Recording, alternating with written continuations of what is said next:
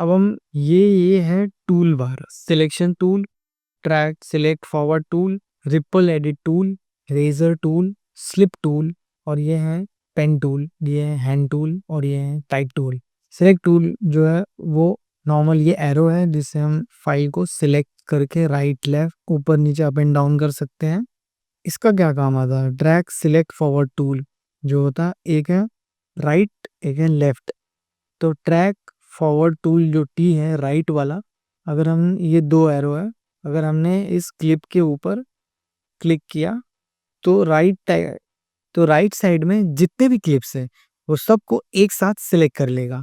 अगर हम टाइमलाइन को छोटा करके देखें, छोटा किया हमने, ये देखिए सारा ऑटोमेटिक राइट साइड में जितना भी फुटेज या डेटा होगा सारा वो ऑटोमेटिक सिलेक्ट कर लेगा।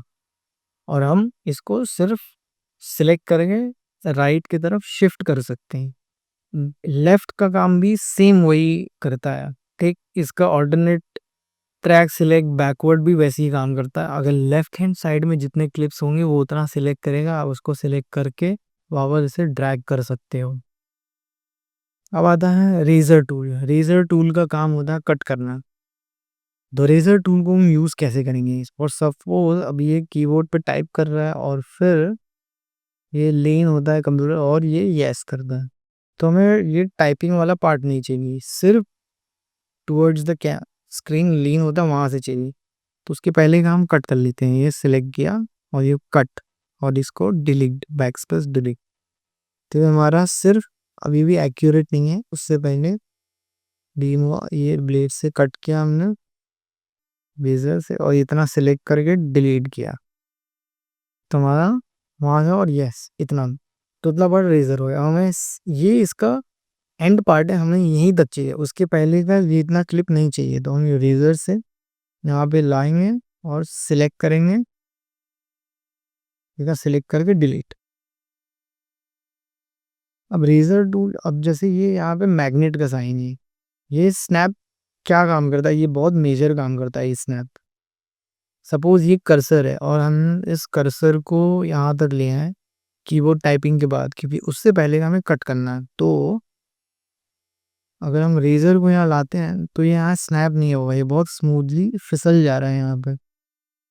अगर ये स्नैप करेंगे, मैग्नेट का साइन को ऑन करेंगे, तो ये आया और ये यहाँ पे अटक गया। वहाँ वो स्नैप का काम ही है, वहाँ पे जाके स्पेसिफिक जो कर्सर है वहाँ पे जाके वो अटक जाएगा। क्या? क्योंकि आपको वहाँ कट करना है। तो एक्यूरेटली जहाँ पे आप कर्सर को रोकोगे एग्जैक्ट सेम पॉइंट की मेरे को इस पोजीशन पे ही कट करना है, वो रेजर वहाँ पे जाके अटक जाएगा। इसलिए वो स्नैप का जो साइन है, मैग्नेट का साइन है, वो ऑन होना चाहिए। तो ये यहाँ पे कट हुआ और फिर आप गए यहाँ तक, आपका आउट पॉइंट है, तो ये आउट पॉइंट को यहाँ पे कट किया, ये डिलीट, ये डिलीट, सिर्फ इतना ही पोर्शन आपने रख लिया अपने काम के लिए। अब आते हैं स्लिप टूल। स्लिप टूल का क्या काम है? फॉर सपोज ये शॉट का इन पॉइंट चाहिए मेरे को, क्योंकि इसका इन पॉइंट कटा हुआ है। जब जो कर्टन है वो रिवील होता है स्लोली, हमने उस पॉइंट को कट कर दिया, हमें वो पॉइंट वापस चाहिए बिना शॉट को ऊपर करके। हम एक ऑप्शन है कि हम ऊपर करके ये ड्रैग कर सकते हैं, इसका इन पॉइंट ले सकते हैं। जो स्टार्टिंग का ये कर्टन का शॉट है वो वहां से हम ले सकते हैं रिवील।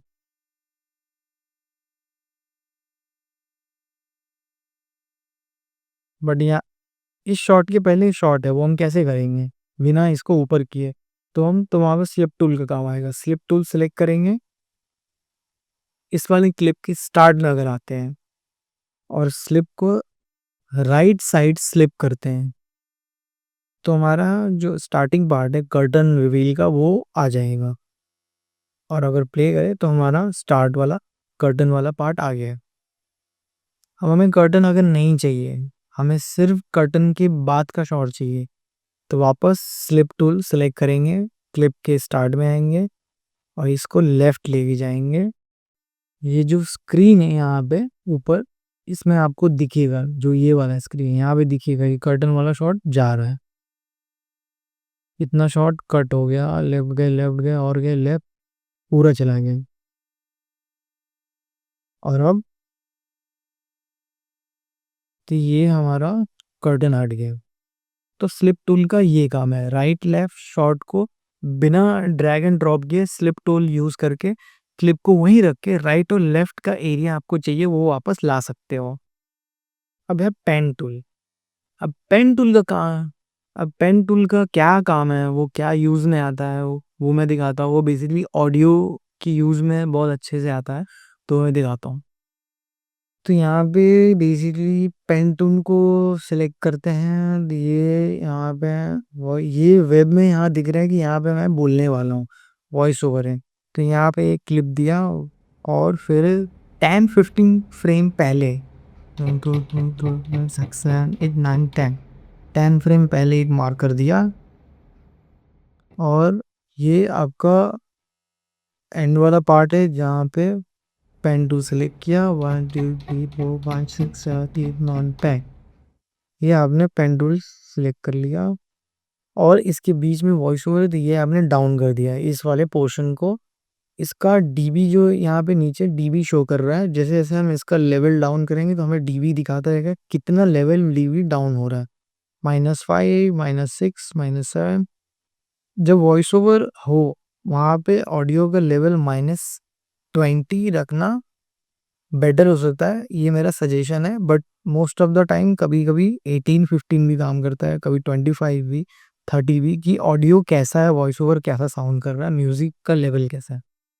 तो as per according to your need आप अपने हिसाब से लेवल कर सकते हो। तो देखते हैं अभी ये कैसा साउंड कर रहा है जहाँ पे हमने लेवल डाउन किया है अभी।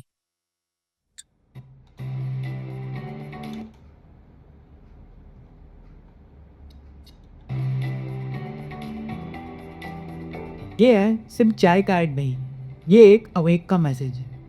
एक यंग लड़का पीटर से बोलता है,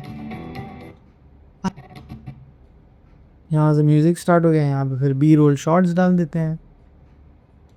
ये बोलता है,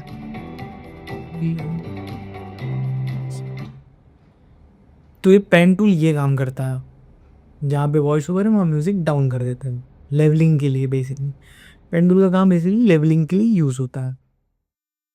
अच्छा, एक और इम्पॉर्टेंट टिप्स, अगर वीडियो आप इंपोर्ट करते हो टाइमलाइन में और उसमें ऑडियो है तो ये जो पार्ट है ना V1 और VA ये दोनों ऑन होना चाहिए। और सपोज अगर आपका A1 ऑफ है और आप वीडियो इंपोर्ट करते हो तो आपका ऑडियो नहीं आएगा।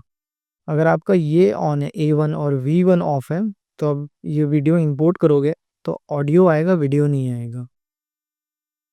तो जब भी आप वीडियो इंपोर्ट करो तो A1 और V1 ये दोनों ऑन होना चाहिए। तो जब भी आप इंपोर्ट करेंगे वीडियो और ऑडियो एक साथ आएगा। अब इसका क्या यूजेज है, रेक्टेंगल टूल। ये टूल का यूज आता है सपोज एक बेसिक एस्टन क्रिएट करने के लिए। आपने इसको सेलेक्ट किया और ये सेटिंग में जाके सेफ मार्जिन ऑन कर दिया तो आपका ये सेफ एरिया आ गया। ये आप कहाँ पे उसको अलाइन करोगे तो आप ये यहाँ पे इसको ड्रैग कर लेते हैं और इसके ऊपर एक लेयर बन गया। तो इसको सिलेक्ट करके हम यहाँ इफेक्ट्स कंट्रोल पैनल में आ जाएंगे। यहाँ पे हमें सारा सेटिंग मिल जाएगा कि हम इसके साथ इस शेप लेयर को कैसे कस्टमाइज कर सकते हैं। शेप लेयर ये रहा, इस लेयर को ओपन करेंगे, इसका फिल कलर चेंज करके हम कर देते हैं इसको ये कलर, या तो फिर थोड़ा येलो में आ जाते हैं। स्ट्रोक डालना हो स्ट्रोक डाल सकते हैं, शैडो लगाना है शैडो लगा सकते हैं। तो अब इसके ऊपर टेक्स्ट डाल देते हैं और ये टेक्स्ट वाले टूल को यूज करके यहाँ पे सिलेक्ट करके हम टाइप कर लेते हैं जॉन। जॉन जॉन इसका नाम हो गया। टेक्स्ट कंट्रोल पैनल में जाके टेक्स्ट पे जाके हम का फॉन्ट चेंज कर लेते हैं, मॉन्सेराट। फॉन्ट साइज छोटा कर लेते हैं। फिल का कलर फॉन्ट का चेंज करके ब्लैक कर देते हैं। इस ब्राइट कलर में डार्क फॉन्ट बहुत अच्छे से दिखेगा। एक्स्ट्रा लाइट है, इसको बोल्ड कर लीजिए, सेमी बोल्ड है, तो नाम अच्छे से विजिबिलिटी आ गई। विजुअल डेजिग्नेशन भी ऐड कर लेते हैं इसके ठीक नीचे।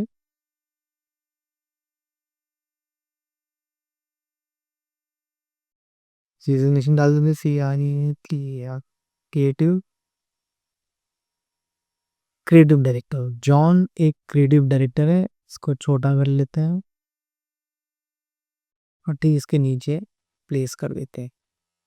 अभी जब भी वीडियो प्ले करते हैं तो ये बहुत ही कट पे आ रहा है, वीडियो प्ले करने में कट पे आ रहा है, हमें ये इसकी एंट्री जो है स्मूथ चाहिए।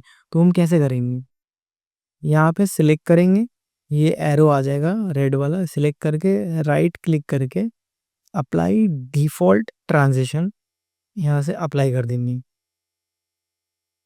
ये ट्रांजिशन हमें यहाँ इफेक्ट्स प्रोजेक्ट प्रोजेक्ट पैनल के राइट साइड में इफेक्ट का पैनल है, इफेक्ट पैनल पे जाएंगे, वीडियो ट्रांजिशन करके मिलेगा डिसॉल्व। डिसॉल्व में ये है क्रॉस डिसॉल्व, यहाँ पे ड्रैग एंड ड्रॉप कर देंगे इस लेयर पे और इस पे सिलेक्ट करके डबल क्लिक करेंगे तो हमें यहाँ ड्यूरेशन दिख जाएगा कि कितने सेकंड के लिए ये ट्रांजिशन चाहिए, कितने सेकंड के लिए ट्रांजिशन चाहिए।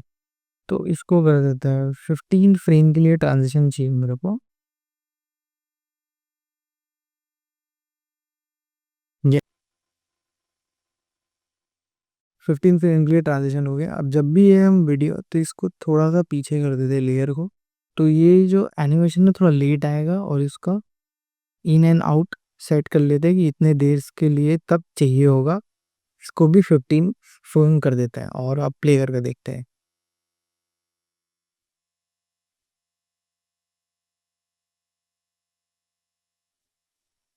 ये बेसिकली जो शेप लेयर है वो लोअर थर्ड के लिए यूज़ किया है, इसको आप बाकी बेसिक टेक्स्ट एनिमेशन या अदर किसी टेम्पलेट के लिए यूज़ कर सकते हैं, टेक्स्ट प्लेस के लिए, बैकग्राउंड प्लेस के लिए, या फिर एक पैच बनाना हो, कलर सॉलिड कलर यूज़ करना हो, यूज़ कर सकते हैं। ये जो हैंड का टूल है ये क्या करता है, ये टाइमलाइन को राइट लेफ्ट शिफ्ट करने के लिए काम में आता है।